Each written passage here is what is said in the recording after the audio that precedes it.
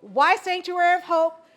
Why the Cuban Embassy coming out to visit? Why welcome? Why host? Well, guess what? As a part of our Destinations program, we are taking a delegation of young people to Cuba for a humanitarian educational trip. But Alejandro Garcia del Toro, who's sitting right here next to me, Deputy Chief of Missions, Embassy of Cuba. Alejandro will speak to you a little more about his background and what he does at the embassy. And then we have Javier Lili Hernandez, First Secretary, Embassy of Cuba in Washington, D.C. So we welcome you both. Bienvenidos. And we're excited. Gracias. Los Angeles, South Los Angeles, warm welcome to our brothers from Cuba. All right.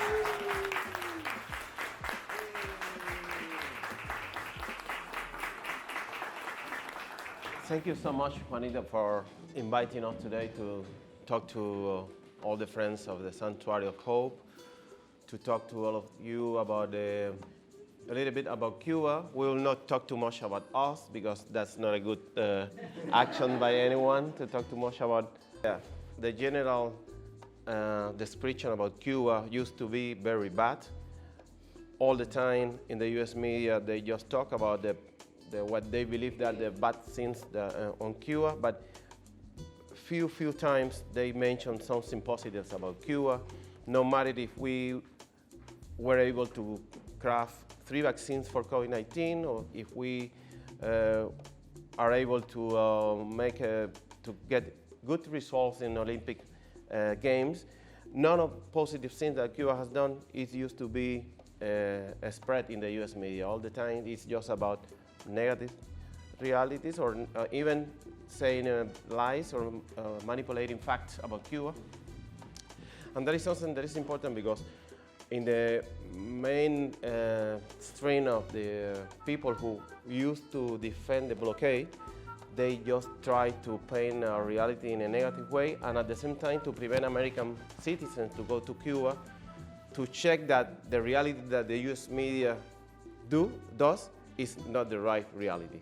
So all the time they do 2 things, either saying and manipulate the current reality, and at the same time preventing American citizens to go to see the reality, because there is a contradiction between what the US media used to say about Cuba and what the American people used to see when they travel to Cuba. So for that reason, the American law prohibits American people to go to Cuba. They set a set of categories that allow Americans to go to Cuba, but they have to comply with certain issues, and from time to time there has been more difficulties to go to Cuba. The CBP and the immigration authorities at the airports used to double check or to control or to ask American travelers what will you do in Cuba, or when they return, they will ask for if you are bringing rum, if you are bringing cigars, what did you do in Cuba? But in other times, there has been more flexibility. But the real thing is that the right of the American people to travel freely around the world is prohibited in the case of Cuba.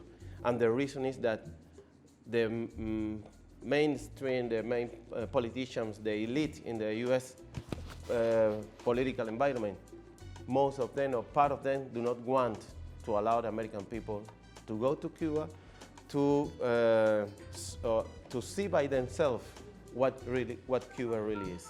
And this is something that... When you visit Cuba, people may want to stop you on the street. They're not crazy. They just want to learn about who you are and your country.